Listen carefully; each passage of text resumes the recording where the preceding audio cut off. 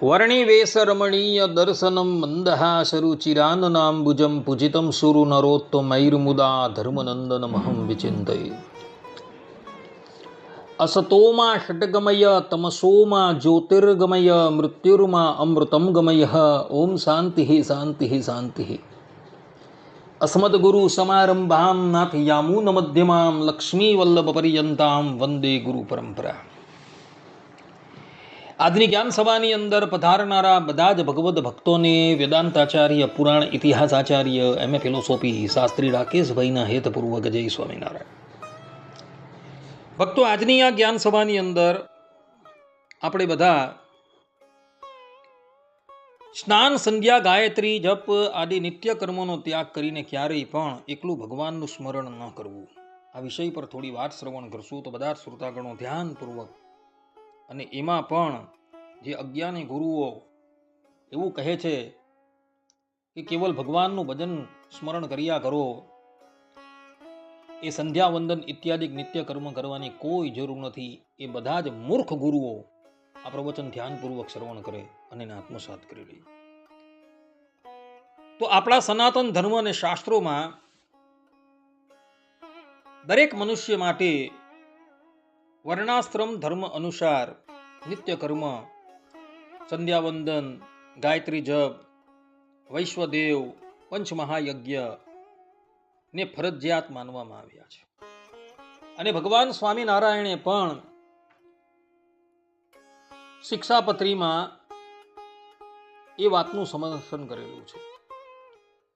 ભગવાન સ્વામિનારાયણ શિક્ષાપત્રીના 187માં શ્લોકમાં કહે છે કે સ્નાનમ સંધ્યામ ચ ગાયત્રી જપમ શ્રી વિષ્ણુ પૂજનમ અકૃત્વા વૈશ્વદેવમ ચ કર્તવ્યમ નૈવ ભોજનમ. અર્થાત કે જે બ્રાહ્મણ હોય એટલે કે દ્વિજ હોય, તેણે સ્નાન, સંધ્યા, ગાયત્રીનો જપ, શ્રી વિષ્ણુનું પૂજન અને વૈશ્વદેવ એટલા વાના કર્યા વિના ભોજન કરવું નહીં.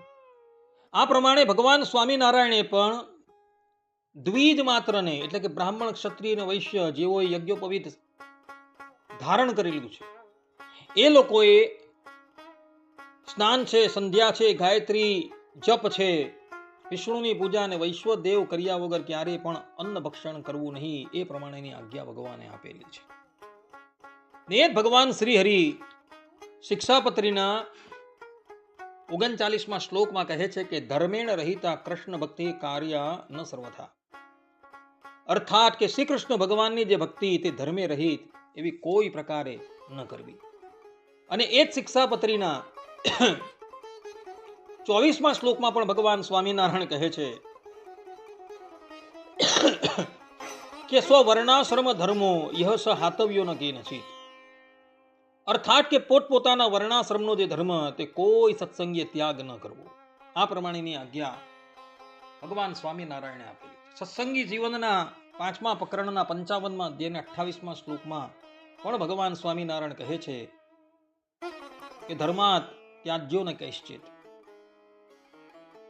અર્થાત કે કોઈ પણ વ્યક્તિએ વર્ણાશ્રમનો ધર્મ ક્યારેય પણ ત્યાગ ન કરવો. આ પ્રમાણેની આજ્ઞા ભગવાન શ્રી હરિએ આપેલી છે. ભક્તિ માર્ગમાં ભગવાનનું નામ સંકીર્તન પરમ કલ્યાણકારી છે, પરંતુ પોતાના નિત્ય કર્મનો સ્વેચ્છાએ કરીને કે આળસે કરીને ત્યાગ કરીને માત્ર નામ સ્મરણ કે કીર્તન કરવાનો જે પણ કોઈક પ્રયાસ કરે છે, એ બધાને એની ભક્તિનું, એના નામ સ્મરણનું કોઈ ફળ મળતું નથી. પોતાના કર્તવ્ય કર્મનો ત્યાગ કરી જે લોકો કેવલ ભગવાનનું ભજન કરે છે, અર્થાત કે ધર્મનો ત્યાગ કરી જેઓ ભગવાનનું ભજન કરે છે, એને એના એ ભજનનું કોઈ ફળ મળતું નથી. આ સંબંધમાં પદ્મ પુરાણમાં તથા તંત્ર ગ્રંથોમાં, મનુસ્મૃતિમાં, આ ઉપરાંત બીજા અનેક ગ્રંથોની અંદર એવા પ્રમાણો જોવા મળે છે કે જે લોકો પોતાના વર્ણાશ્રમનો ધર્મો ત્યાગ કરી, પોતાના નિત્ય કર્મો ત્યાગ કરી કેવલ ભગવાનનું ભજન કરે છે, એવા વ્યક્તિઓની દુર્ગતિ થાય છે. આ સંબંધમાં કૂર્મ પુરાણમાં જગતગુરુ ભગવાન શંકર પોતાના સ્વમુખે દેવી પાર્વતીને કહે છે કે યો મોહાદવા અથા અલ્પસ્યાદવા નિત્ય કર્મ પ્રહાપયેત સ યાતિ નરકાન ઘોરાન તામિશ્રાદીન નરાધમઃ. અર્થાત કે જે મનુષ્ય મોહ, અજ્ઞાન કે આળસને લીધે પોતાના નિત્ય કર્મ એવા સંધ્યા, ગાયત્રી, વૈશ્વદેવનો ત્યાગ કરે છે, તે નરાધમ ઘોર તામિશ્ર નરકમાં જઈને પડે છે. પદ્મપુરાણમાં પણ ભગવાન શંકર દેવી પાર્વતીને કહે છે કે સંધ્યામ ગાયત્રીમ વૈશ્વદેવમ તથા ચૌપાસનાદિકમ ત્યક્ત્વા તુ નામ માત્રેણ દુર્ગતિમ સચ ગચ્છતિ. અર્થાત કે સંધ્યાવંદન, ગાયત્રી જપ, વૈશ્વદેવ યજ્ઞ તથા નિત્ય ઉપાસના વગેરે શાસ્ત્ર વિહિત નિત્ય કર્મ જે મનુષ્ય ત્યાગ કરે છે અને કેવલ નામ સંકીર્તન એટલે કે ભગવાનનું નામ સંકીર્તન કરે છે, તે અધોગતિને પામે છે. આ પ્રમાણે ભગવાન શંકરે અહીં પદ્મપુરાણમાં પણ આ વાત કહેલી છે.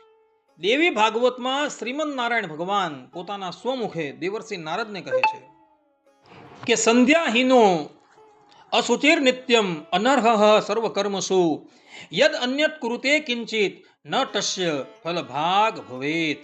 અર્થાત કે જે મનુષ્ય સંધ્યા વંદન અને નિત્ય કર્મથી હીન છે, તે સદા અપવિત્ર છે અને સર્વ ધાર્મિક કાર્યો માટે અયોગ્ય છે.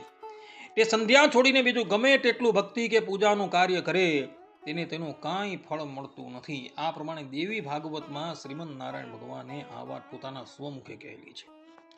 તંત્ર ગ્રંથોમાં પણ સ્પષ્ટ રૂપે એવા વચનો જોવા મળે છે કે અકૃત્વા સંધ્યામ ઉપાસિત યો અન્યત કુરુતે નરઃ તત્સર્વમ નિષ્ફલમ યાતિ સુઘોરમ નરકમ વ્રજેત. અર્થાત કે જે મનુષ્ય પોતાના નિત્ય કર્મ અને સંધ્યા વંદન કર્યા વગર અન્ય કોઈ પૂજા, જપ કે કીર્તન કરે છે, તેનું તે બધું જ અનુષ્ઠાન નિષ્ફળ જાય છે અને તે સુઘોર નરકમાં પડે છે.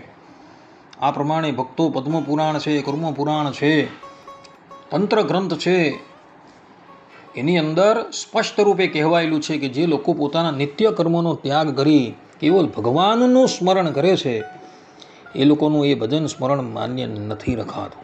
હા, તમે લોકો તુરીય અવસ્થાની અંદર સ્થિત થઈ ગયા હો, તમને દેહનું ભાન ન હોય અને એ અવસ્થાની અંદર તમે એ નિત્ય કર્મોને તિલાંજલિ આપી દેતા હો તો વાત ઠીક છે, પરંતુ જ્યાં લગીન દેહનું અનુસંધાન છે ત્યાં લગીન તો એણે નિત્ય કર્મ કરીને જ ભગવાનનું સ્મરણ કરવાનું છે. એ નિત્ય કર્મ છે, એ નિત્ય કર્મ પણ ભગવાનની આજ્ઞા છે એમ સમજીને જો કરવામાં આવે ને તો એ પણ ભક્તિ થઈ જાય છે.